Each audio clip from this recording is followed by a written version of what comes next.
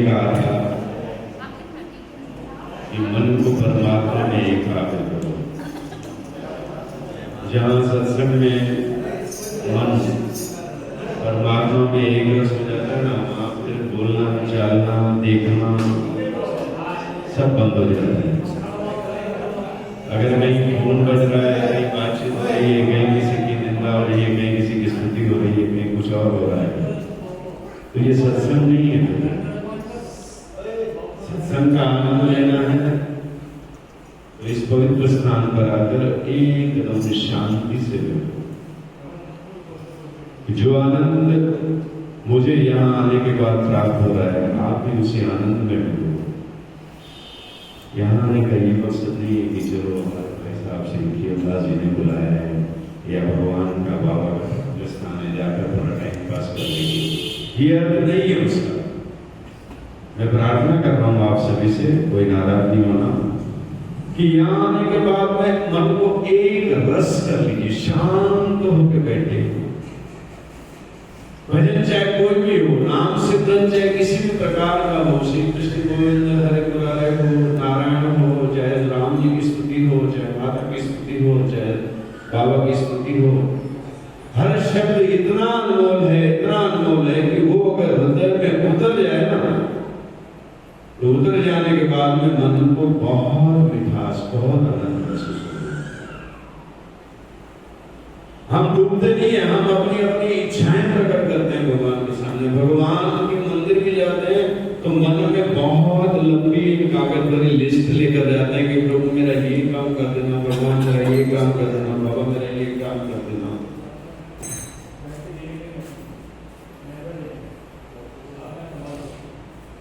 जहाँ बातचीत हो वहाँ सत्संग का नहीं आता है। करना मैं कोई बड़ा संत वगैरह नहीं हूँ, मैं एक साधारण भक्त हूँ, पर सत्संग का आनंद लेने में शांति। अगर आपको अपनी बातें बोलिए तो मैं सत्संग करके क्या फायदा है उसका, बताइए। मैं निवेदन करूँगा आपको थोड़ा शांति से।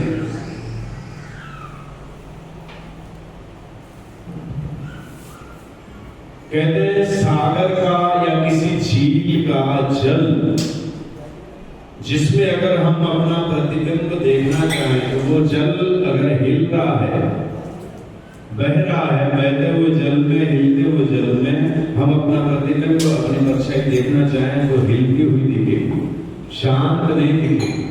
लेकिन जब शांत झील के अंदर अगर आप अपनी तस्वीर देखते हैं, अपना साया देखते हैं, तो आपको एकदम शांत महसूस होता है। उसी तरह से ये जो पवित्र स्थान होते हैं, भगवान का मंदिर, बाबाओं की कृपा, जिन्होंने भगवान की भक्ति से हम सभी को जोड़ा, वो स्वयं भी भगवान का ही रूप है। तो वहां आने के बाद सब कुछ भूल जाइए, परिवार को भूल जाइए, व्यापार को भूल जाइए, व्यवहार को भूल जाइए, उन शब्दों पे ध्यान दीजिए। उन शब्द होते हैं ना, चाहे वो भजन के शब्द हो, चाहे प्रार्थना के शब्द हो, चाहे सत्संग का, ज्ञान का कोई शब्द हो, उन शब्दों को हृदय से लगाइए। जैसे शब्द हृदय को लगेगा तो महसूस होगा कि परमात्मा के हम करीब जाते हैं। कहते हैं रत्नाकर डाकू था, राजा डाकू। उसकी गली से, उसके सामने से कोई भी व्यक्ति चला जाए ना तो पकड़कर उसे लूट लेता था, या तो उससे मारता था, पीटता था। कोई व्यक्ति विरोध करे तो उसके हाथ पांव तोड़ देता था, और कोई ज्यादा ही विरोध करे तो उसका खून भी कर देता था, लेकिन उसे लूट लेता था। इतना बड़ा डाकू जिसके पास जाने के लिए हर इंसान डर रहा था कि उस ओर से नहीं जाना, वहां वो डाकू है। लेकिन एक बार जब नारद जी वहां से जा रहे थे तो नारद जी से वो गांव वालों ने कहा कि नारद जी आप इस तरफ से मत जाइए। तो क्यों, क्या बात है? बोले नहीं, वो जो डाकू है ना, वो वाले डाकू, वो रत्नाकर आपको पकड़ लेगा, आपको मार देगा। नारद जी ने कहा मेरे पास है ही क्या जो मुझसे लूटेगा? मैं तो नारायण का भक्त हूं, मेरे पास तो नारायण नारायण नारायण नारायण, उसकी भक्ति है, उसकी धुन है, उसका ध्यान है, शांति है, तेरे पास है ही क्या? कहते हैं भगवान के जो 24 अवतार हमारे धर्म ग्रंथों में लिखे ना, उसमें से एक अवतार नारद जी भी विष्णु का अवतार है। ब्रह्मा जी के पुत्र हैं, लेकिन उन्हें भी भगवान का 24 अवतारों में से एक अवतार बना गया है। अब भगवान को किसी का बड़ा करना होता है तो भगवान स्वयं चल करके उसके जीवन की उसकी काया पलट देते हैं। और एक बात याद रखना, जब तक आप भक्ति, जब तक सत्संग या कोई ज्ञान अभ्यास, जब तक मन को छूने जैसा उसके मन को एक रस नहीं करेंगे ना, तो मन में बदलाव, विचारों में बदलाव, जीवन में बदलाव कभी भी नहीं आ सकता। फिर हम केवल समय पास कर रहे हैं, टाइम पास कर रहे हैं। वहां गए, बड़ा अच्छा लगा, सत्संग बहुत अच्छा था, कोई शब्द, कोई वाक्य, कोई बात ऐसी मन को चुभी जिससे जीवन में परिवर्तन हो, जिससे जीवन बदल जाए। हाँ, सुना तो बहुत है लेकिन इतना ध्यान में नहीं रखता है, तो फिर क्या है? किसी भी स्थान पर जाकर हम अपने मन को परमात्मा से नहीं जोड़ सकते हैं तो हमारे जीवन का कोई लाभ नहीं। वाल्मीकि जो बाल्या डाकू था, नारद जी उस राह से चले गए तो उस बाल्या डाकू ने उसे पकड़ लिया। उन्हें पकड़ने के बाद में बोला कि तेरे पास धन है, मुझे तो। बोले भाई मेरे पास तो कुर्ता भी पहना हुआ नहीं है, ये धोती पहनी हुई है। बोले धोती के अंदर लपेटे हुए सोने के गहने होंगे, कुछ और होगा, निकालो। या इस तंबूरे में क्या है?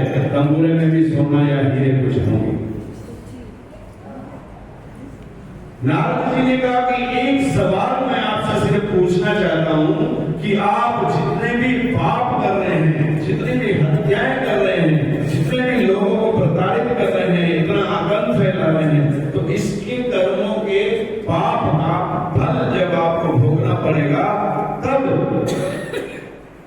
आप परमात्मा को क्या जवाब दोगे और किसके लिए कर रहे हो? रत्नाकर बोला मैं अपने परिवार के लिए कर रहा हूं। नारद जी ने पूछा जिस परिवार के लिए आप इतने पाप कर रहे हो, क्या वो परिवार आपको इस पाप के फल भोगते समय साथ देगा? बोले हाँ देगा। आपने तो कह दिया देगा, लेकिन आपके मन को विश्वास है तो कम से कम उनसे एक बार पूछ तो लो कि मैंने जीवन भर इस परिवार के लिए इतने पाप कर्म कर दिए, इतनी हत्याएं कर दी, मेरे सिर पर इतना पाप आ गया, जब परमात्मा के पास जाऊंगा तो मेरे कर्म के फल भोगते समय क्या आप मेरे साथ रहोगे? क्या मेरा साथ दोगे? नारद जी की बात रत्नाकर के मन को छू गई। बोले बहुत बड़े पते भी कही आपने, लेकिन मुझे विश्वास है कि आप चले न जाओ यहाँ से, भाग न जाओ आप यहाँ से। उसने कहा नहीं, मैं नहीं जाऊंगा। रत्नाकर डाकू ने वृक्ष से रस्सी लेकर नारद जी को वहां बांध दिया, क्योंकि बात मन को लग चुकी थी। घर जाकर के मां से, पिता से, सबसे पूछना था। जैसे रत्नाकर डाकू नारद जी को बांध कर घर पर गए, पहली बार घर में मां को मां कह के बुलाया, पिता को पिता कहकर बुलाया, पत्नी को भी बुलाया, बेटे को बेटी को, बहन को भाई को, सभी को बुलाया। बोले बैठो, मुझे आपसे बात करनी है। परिवार के सारे लोग हैरान हो गए कि जो डाकू ये रत्नाकर जब भी घर में आता था तो घर में सबको कभी हो जाती थी, डरते थे कि कहीं किसी को मार न बैठे, कुछ गालियां न दे। और हमेशा जो आदमी इतने क्रोध से बात करता था, गालियां देकर बात करता था, और वही आदमी आज इस तरह से प्रेम से कैसे बुला रहा है? ये होती है भगवान की महिमा। भगवान एक बार उसके करीब गए नारद जी के रूप में, और उसके मन को इतना फर्क पड़ गया कि घर पे जाकर वो ढंग से बात करने लगे।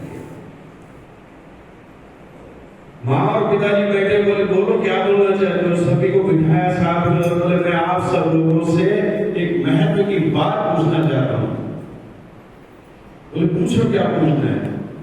बोले मैंने पूरा जीवन भर आप सभी के लिए, ये घर चलाने के लिए बहुत सारे पाप किए हैं, बहुत सारी हत्याएं की हैं। अब मुझे ये पता चला है कि कर्मों के फल को जब भोगना पड़ेगा तब उसका हिसाब देते वक्त क्या आप सभी मेरे उन कर्मों के फल में साथ दोगे? उन पाप के कर्मों के जो नरक मुझे भोगने पड़ेंगे, क्या आप भी उस नरक में मेरा सहयोग करोगे? सब चुप हो गए, डरने लगे कि इसे क्या बताएं, कहीं ये बाग में बैठे, कहीं ये और चिढ़ न जाए, कहीं ये क्रोध न करने लग जाए। उसने एक बार पूछा, दो बार पूछा, तीन बार पूछा। आखिर में माँ और पिता ने हिम्मत करके उसे जवाब दिया कि पुत्र, ये जो संसार बनाने वाला परमात्मा है, इस सृष्टि के जो रचयिता प्रभु हैं, उनके नियम अटल है। उनके नियम में ये ऐसा नियम नहीं बनाया प्रभु ने कि जो भी व्यक्ति कर्म करे, फल भोगते वक्त उसके साथ उसका परिवार भी उसका फल भोगने के लिए आ गया है, या उसके बदले में वो भी फल भोगे। विधाता ने विधान अपने नियम से बनाया है। बोले जो भी इंसान जो कर्म करता है ना, चाहे वो सुख किसी को दे, पुण्य कर्म करे, दान करे, दया करे, धर्म पर चले, सत्य पर चले, परमात्मा की भक्ति करे, ज्ञान अभ्यास करे, पुण्य कर्मों की राह पर चलकर गरीब को भोजन खिलाए, भूखे को भोजन दे, प्यासे को पानी दे, दरवाजे पर आए हुए फकीर को, संत को सम्मान देकर कुछ न कुछ दे, दरवाजे पर आए हुई गाय को, कुत्ते को कुछ न कुछ भोजन दे। उस आदमी के स्वर्ग भी वो आदमी अकेला ही भोगता है और साथ में परिवार को भी सुख देता है। लेकिन पाप कर्म करने वाले के पाप जो है ना, जब दंड भोगने पड़ते हैं तो परमात्मा ने विधान ही ऐसा बनाया है कि उस व्यक्ति को स्वयं अकेला ही भोगना पड़ेगा। बाल्याकार बोला कि फिर मैं आप सबके लिए तो ये सब कर रहा हूँ, बोले हमने तुझे ये थोड़ी कहा है कि तू पाप कर्म करके अपने परिवार को चला, तू पुण्य कर्म करके, मेहनत करके, मजदूरी करके भी तो परिवार को चला सकता था।